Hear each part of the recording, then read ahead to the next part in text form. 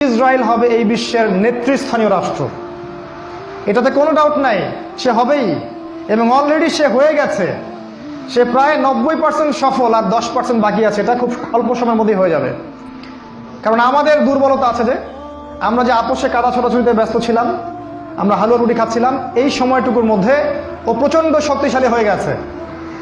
ওই ইসরায়েল থেকেই আজকে সারা বিশ্বের পলিটিক্স নিয়ন্ত্রণ করা হচ্ছে, ব্যাংকিং সিস্টেম নিয়ন্ত্রণ করা হচ্ছে, অর্থনীতি নিয়ন্ত্রণ করা হচ্ছে, মিডিয়া নিয়ন্ত্রণ করা হচ্ছে, পত্রপত্রিকাও নিয়ন্ত্রণ করা হচ্ছে, আদর্শ নিয়ন্ত্রণ করা হচ্ছে, সংস্কৃতি নিয়ন্ত্রণ করা হচ্ছে, এবং আপনার এই যে প্রযুক্তি, অস্ত্রশস্ত্র, এগুলো সেখান থেকে নিয়ন্ত্রণ করা হচ্ছে। আর এটাই সেই রাষ্ট্র যেখান থেকে দাজ্জাল মানুষের রূপে বের হবে। এটাই সেই রাষ্ট্র। ওই জেরুজালেম থেকেই দাজ্জাল বের হবে। এই শক্তিশালী হয়ে গেল আমাদের চোখের সামনেই, কিন্তু আমরা কিছু করতে পারলাম না। এই যখন শক্তিশালী হয়ে গেছে, তখন সামনে একটা মহাযুদ্ধ লঞ্চ করবে, যেখানে ৮০টা দেশ পৃথিবীর একত্রিত হয়ে যাবে এবং প্রত্যেকটা দেশের আন্ডারে থাকবে ১২,০০০ করে সৈন্য। এবং এই যুদ্ধে প্রত্যেক ১০০ জন সৈনিকের মধ্যে ৯৯টা সৈনিক মারা যাবে এই যুদ্ধে। এটা হবে পারমাণবিক যুদ্ধ, আপনার সামনেই করান আছে। এরা যে স্বপ্ন দেখায় ভিশন 20, 30, 50, 100, এগুলো সব বোগাস। এতদিন পর্যন্ত এই ওয়ার্ল্ড আর সার্ভাইভ করবে বলে আমরা মনে করি না। আল্লাহু আ'লাম বিসওয়াব, আল্লাহ পাক ভালো জানেন। আমাদের রিসার্চ হচ্ছে এতদিন পর্যন্ত ওয়ার্ল্ড সার্ভাইভ নাও করতে পারে, না করার সম্ভাবনা 95%। এই মালহামার পরে ইমামুল মাহদী আসবেন শেষের দিকে, এবং তিনি মুসলিমদের হাল ধরবেন এবং প্রচুর সংখ্যক মুসলিম এই যুদ্ধে মারা যাবে। প্রচুর সংখ্যক, প্রচুর, তাদের সংখ্যা অগণিত। কিছু মুসলিম যুদ্ধের মাঠ থেকে পালিয়ে যাবে, যাদেরকে আল্লাহ পাক মাফ করবেন না, আর অল্প কিছু মুসলিম বাকি থাকবেন, যাদের হাতে আল্লাহ রাব্বুল আলামিন এই যুদ্ধের শেষের দিকে গিয়ে বিজয় দান করবেন ইনশাআল্লাহ। এবং আমাদের খোরাসান থেকেও একটা বাহিনী যাবে, যারা জেরুজালেম পর্যন্ত পৌঁছে যাবে, ইমামুল মাহদীর সাথে যোগ দিবে। পৃথিবীর কোনো শক্তি, নবীজি বলেছেন, পৃথিবীর কোনো শক্তি তাদের পথে বাধা হয়ে দাঁড়াতে পারবে না। তিনি বলেছেন, তোমরা যদি হামাগুড়ি দিয়ে হয় বা বরফের উপর স্ক্রল করেও হয়, তোমরা যদি ওদেরকে পেয়ে যাও তাহলে তাদের সাথে যুক্ত হইও। এটা নসিহত নবী সাল্লাল্লাহু আলাইহি ওয়াসাল্লামের। এটা আসবে সামনের এই সময়টা। এই মালহামার পরে যখন মুসলিমরা আবারও বিজয়ের আসনে আসবে, তখন মুসলিমরা জয় করবে কনস্ট্যান্টিনোপল বা তুরস্কের ইস্তাম্বুল। এটা এখন নেটোর হাতে চলে গেছে, এটা আবারও মুসলিমদের হাতে চলে আসবে। তারপর ঘোষণা করা হবে যে মাসিহুদ দাজ্জাল মানুষের রূপে বের হয়েছে। কোথায়? ওই জেরুজালেমে। তখন মুসলিমরা সেখানে ছুটবে। দাজ্জালের বাহিনীর সাথে মুসলিমদের ব্যাপক ফাইট হবে, কিন্তু মুসলিমরা তাদের সাথে পেরে উঠবে না। কেন পেরে উঠবে না? কারণ আল্লাহ পাক দাজ্জালকে এজন্য এভাবেই সৃষ্টি করেছেন। সে একটা পরীক্ষা, একটা ফিতনা। তার হাতে আল্লাহ পাক প্রচুর ক্ষমতা দিবেন। সে বৃষ্টি বর্ষণ করতে পারবে, সে প্রযুক্তি নিয়ন্ত্রণ করবে, সে আকাশ নিয়ন্ত্রণ করবে, সে প্রত্যেকটা শহরে প্রবেশ করবে, প্রতিটা শহরে। সে খুব দ্রুত ফ্লাই করতে পারবে। তার হাতে খাবারের মজুদ থাকবে, মানুষকে দুর্ভিক্ষের মধ্যে সে ফেলে দিবে। যারা তার আনুগত্য করবে সে তাদেরকে খাবার দিবে, মানে ইকোনমিক প্রোগ্রেস দিবে। যারা ওকে অনুসরণ করবে সে তাদেরকে সোনা রূপা দিয়ে দিবে।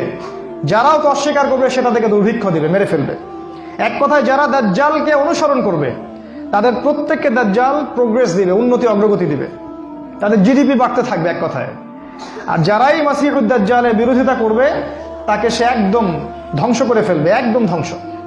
অর্থনৈতিক দিক থেকে, শারীরিক দিক থেকে রাষ্ট্রগুলো আক্রমণ করবে, সে পুরো ম্যাসাকার করে ফেলবে। তার হাতে আল্লাহ পাক এরকম ক্ষমতা দিবেন। এজন্য মুসলিমরা তাদের সাথে পেরে উঠবে না।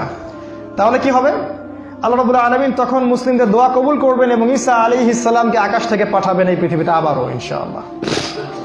এবং ঈসা আলাইহিস সালাম সিরিয়ার দামেস্কে সাদা মিনারের উপরে নামবেন এবং ইমামুল মাহদীও সেখানে থাকবেন। সেখানে ফজরের নামাজ পড়া হবে, ইমামুল মাহদী ইমামতি করবেন, আর এই ঈসা আলাইহিস সালাম পিছনে মুক্তাদি হয়ে থাকবেন। এটা আমাদের জন্য গর্বের বিষয়। এরপরে ঈসা আলাইহিস সালাম বলবেন যে অবরোধ তুলে দেওয়া হবে, মসজিদের দরজা খুলে দেওয়া হবে, এবং ঈসা আলাইহিস সালামকে দেখা মাত্রই মাসিহুদ দাজ্জাল পালাতে শুরু করবে। এবং দাজ্জালের বাহিনী, অর্থাৎ ইহুদি খ্রিস্টান সভ্যতার সাথে মুসলিমদের যুদ্ধ হবে। নবী সাল্লাল্লাহু আলাইহি ওয়াসাল্লাম বলেছেন, হাদিসে শোনেন, নবীজি বলেছেন, লা তুকাতিলুনাল ইয়াহুদ, শেষ জামানায় তোমরা অবশ্যই ইহুদিদের সাথে যুদ্ধ করবে, অবশ্যই করবে। এমনকি কোনো ইহুদি যদি পাথরের পিছনে লুকায়, তখন সেই পাথর কথা বলবে, ইয়া মুসলিম ইন্না ওয়ারা আল ইয়াহুদ তাআলাউ ফাকতুলহু, হে মুসলিম আমার পিছনে একজন ইহুদি আছে, আসো তাকে হত্যা করে যাও।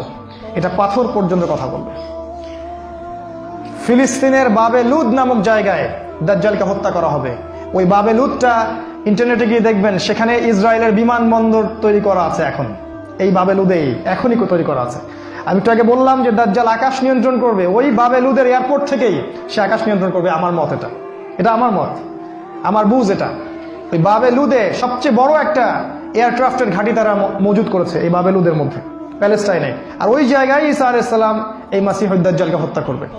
এরপরে ঈসা আলাইহিস সালাম জেরুজালেম থেকে ইমামুল মাহদিকে সাথে নিয়ে পুরো বিশ্বে ইসলামী খেলাফা বাস্তবায়ন করবে। পুরো বিশ্বে নবীজি বলেছেন, একটা পাকা বাড়ি একটা কাঁচা বাড়িও বাদ থাকবে না যেখানে ইসলামের কালিমা লা ইলাহা ইল্লাল্লাহ প্রবেশ করবে না। একটা কাঁচা বাড়ি একটা পাকা বাড়িও বাদ থাকবে না। এরপরে ঈসা আলাইহিস সালাম 40 বছর এই পৃথিবীতে ইসলামী খেলাফা বাস্তবায়ন করবেন। নবীজি বলেছেন, পৃথিবীতে কোনো জুলুম থাকবে না, কোনো রকমের অন্যায় পাপাচার থাকবে না।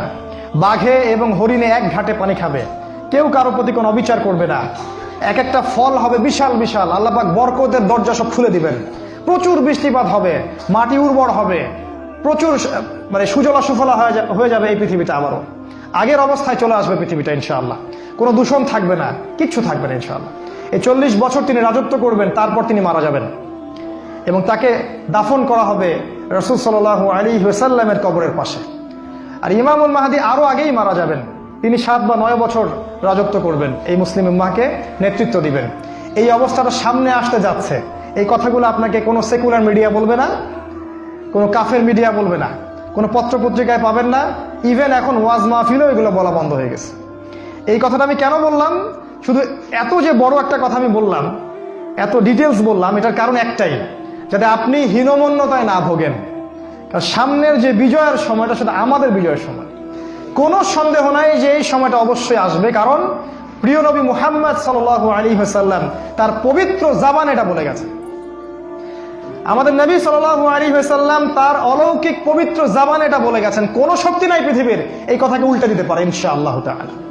অতএব এখন যে দেখছেন এই যে সেকুলারদের দাপট, এই যে কাফেরদের দাপট, নাস্তিকদের দাপট, মুরতাদদের দাপট, একদম সব ওদের হাতে। অর্থনীতি, রাজনীতি, এভরি সিঙ্গেল সেক্টর ওরা কন্ট্রোল করছে। এর কিচ্ছু অবশিষ্ট থাকবে না ইনশাআল্লাহ তাআলা। ওরা যতই চেষ্টা করে নিক না কেন, তারা ইসলামের এই অপ্রতিরোধ্য গতিটা ঠেকাতে পারবে না ইনশাআল্লাহু আযজা ওয়া জাল্লা।